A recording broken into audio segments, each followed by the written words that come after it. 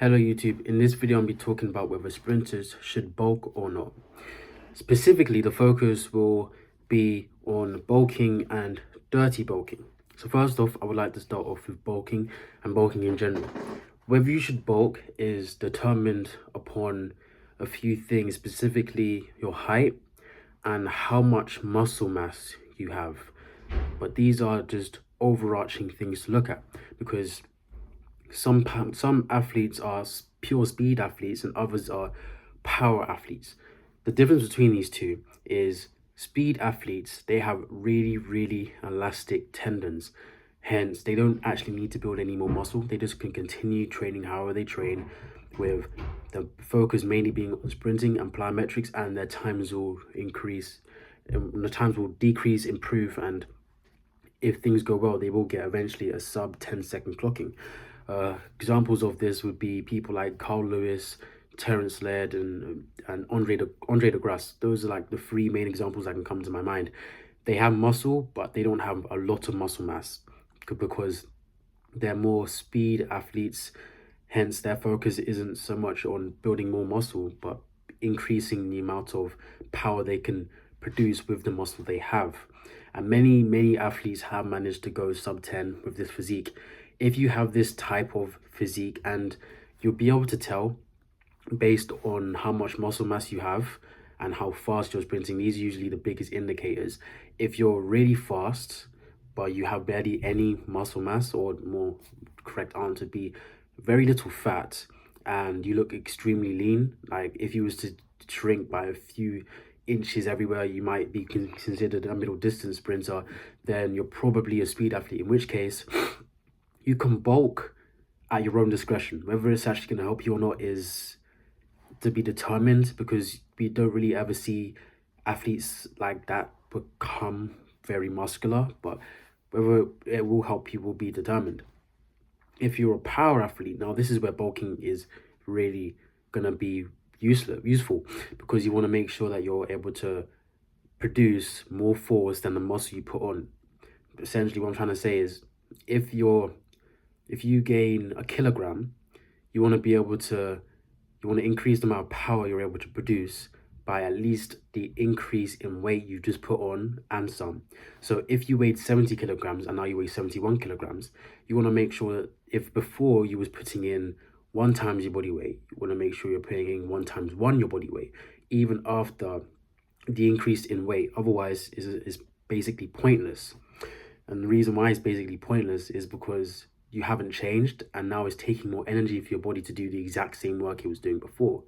Now, for how much you should be bulking, there isn't a set amount for how heavy you should be, but generally most sprinters, they never hit triple digits in kilograms. So you'll never really see a really fast sprinter that weighs 100 kilograms.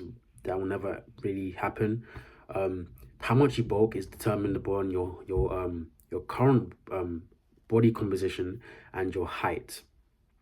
The more fat you have, and the faster you are with that fat, the more you can bulk, because fat isn't as useful in sprinting as muscle is. So if you was able to just remove the majority of that fat until it gets to the lowest healthy limit and replace that with muscle, it's understandable that you'd be fine. So generally, most sprinters, they actually need to increase their size, not decrease their fat. So this isn't generally a problem. But generally, you'll see sprinters at the elite level, they tend to stick, regardless of height, they tend to stick between 80 kilograms to 90 kilograms. I think there have been a few athletes that weigh 95 kilograms, and that's generally the heaviest that you'll see. The taller you are, the more muscle mass you're going to end up putting on. I'm pretty sure Usain Bolt weighed at his peak like 95 kilograms, 97, something like that. But you'll be able to generally tell whether an athlete seems like they might be too heavy by their height, because if you weigh something like 5'10", if your height is like 5'10", you're weighing like 90 kilograms, there's a chance that you might be too heavy, though it depends on where this muscle is. That's the main factor. If the muscle is mainly in your upper body, it could be a problem. If the muscle mass is mainly in your legs, that might not be a problem. But generally, you want to make sure that the muscle mass is split, because sprinters don't want to have massive legs but tiny upper bodies, because the upper body needs to be able to resist the power that's being put into your legs. If that doesn't happen, then your entire sprinting mechanics will become more inefficient. So if you're thinking of bulking, then now the question is, am I going to do a clean or dirty? Am I going to do a clean bulk or a dirty bulk? A clean bulk is a bulk where it's just normal bulking. It's just what you generally get told to do by anyone that goes to the gym, which is literally eat more than your body weight. So generally the numbers that you'd be aiming for is in kilograms, 1.2 to 1.5 times your body weight in grams of protein every single day. And then you just eat carbs and all the other essential foods you need to be consuming throughout the day and the week. But generally every day you want to be eating 1.2 to 1.5 times your body weight in grams, which means you're eating a lot of food by the end of the week. If you're going to be doing this, generally as sprinters, we can only really be bulking during the off season, some of the pre-season. Once we've got into our season, bulking can hinder us, because we would be able to put on a lot of mass very quickly if we was to continue to bulk throughout the entirety of the season. But if this mass isn't able to actually improve the power producing, if we're not be able to hit higher power outputs whilst factoring in the extra increase in weights, in body weight, power outputs by body weight, then the mass is pointless. So it's much safer for sprinters to not be increasing and continue to bulking when you get to later parts of the preseason, when you're actually in season, just maintaining what you have. Now, dirty bulking. Dirty bulking is just eating as much as possible. It doesn't have to be healthy food. It generally just needs to have a decent enough protein. I mean, obviously the focus would obviously be on eating a lot of protein, so literally consuming anything. But the main focus is just eating food. You want to be in a caloric surplus. The main focus here isn't in eating a lot of protein, but in being in a caloric surplus. With the protein content you consume, obviously the aim is to be big, but everything you eat doesn't have to have protein in it. For example, someone who's dirty bulking might be eating donuts, and if you've ever checked the protein content in donuts, you'd know that there is next to nothing when it comes to protein in a donut, and it's just very unhealthy. Dirty bulking, I would personally not recommend it. Reason being is, when you dirty bulk, you build muscle, but you also build a lot of fat. And this is a problem, because when you dirty bulk, you're going to get heavier, which means this dirty bulking, generally it would be helping you as long as you're still eating the right amount of protein when you're doing stuff like plyometrics, which means your tendons will be getting stronger, but your sprint times will stagnate or slow down, because with this extra fat, your body has to do even more work to propel you to the same rate or even a slower rate than before, because fat isn't useful for sprinters beyond a certain point, because fat is an essential body, so it's something essential in your body. But once it starts to get to really large and fat amounts, it's useless, and we don't want fat, which is why athletes are muscular, not fat, because it's very hard to sprint fast with fat. Fat is still a necessity, but in low amounts, which is why sprinters have low body fat percentages. If you have fat, it will hinder the amount you're able to sprint. Yeah, you're going to be able to, your plyometric will be really effective, because you're having to do more load with it under the same amount of work. And yeah, you'll be able to lift stronger in the gym, but when you start to get to your pre-season and you start to trying to get into your season, you're going to realize that you're going to suffer, purely because now at this point, you're going to have to either focus extremely hard on sprinting and lose a lot of that fat, or you're going to have to accept what you've done and go out for the entirety of your season and redo it the next season. Because dirty bulking, the fat, generally it doesn't like to go away. Once it comes, it will do whatever it can to stay. Think of it like yourself when you procrastinate, when you know you should be doing something like studying. You'll literally do whatever it takes to make sure you do not study until the very last second. And fat will be the exact same way. The amount of effort you'd have to put in to remove this fat would be crazy, And it could also end up affecting your mental state, because once this fat starts to go, the numbers in the gym that you're able to do will decrease. Depending on how much fat you have, this could be a tiny decrease to a massive decrease. But generally, if you don't want to have this problem, just bulk cleanly, because your numbers in the gym will still increase.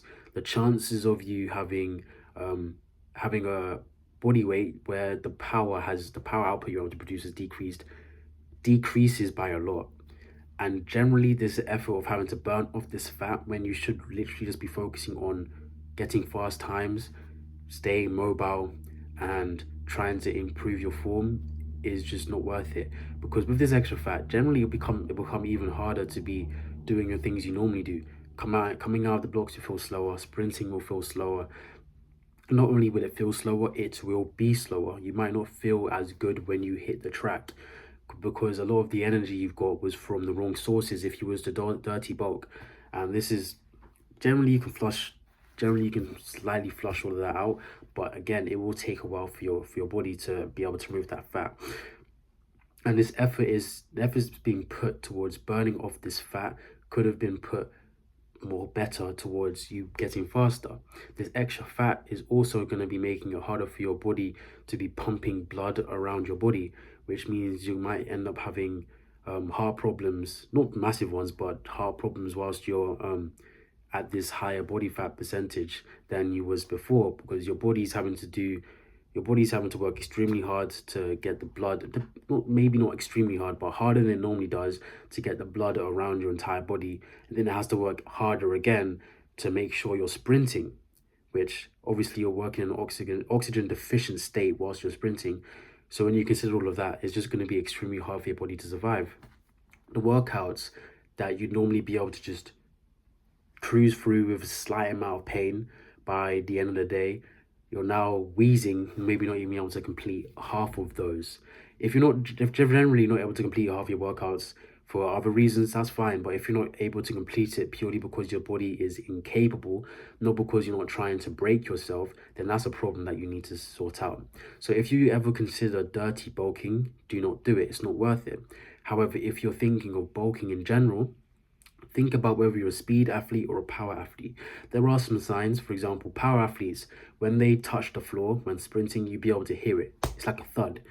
And they really just have some of the best starts. Generally, they might not have the best start, but generally they do have really good starts once they get the form down. And they also might be top end speed athletes. A lot of these athletes tend to be top end speed athletes as well. So it's a bit of an iffy, but the best way to test if you're a power athlete is to actually listen to your footsteps. Do you hear thuds, or is it kind of just graceful as you come off the ground? If it's more graceful, there's a good chance you're a speed athlete. Again, at your own discretion, choose whether you want to bulk. But if you're a power athlete, you probably do want to be bulking, unless you're within this 80 to 90 kilogram range, in which case the main focus would probably be on changing your body composition to less fat and more muscle, if that hasn't already happened. If it has already happened, then maybe maintaining your body weight and potentially increasing your weight by small amounts could help you potentially on the track. But otherwise than that, that is how you should be bulking. If you do believe you're a power athlete, or if you are a speed athlete, you want to do it anyway, within these ranges, 80 to 90 kilograms, but bulk clean, not dirty.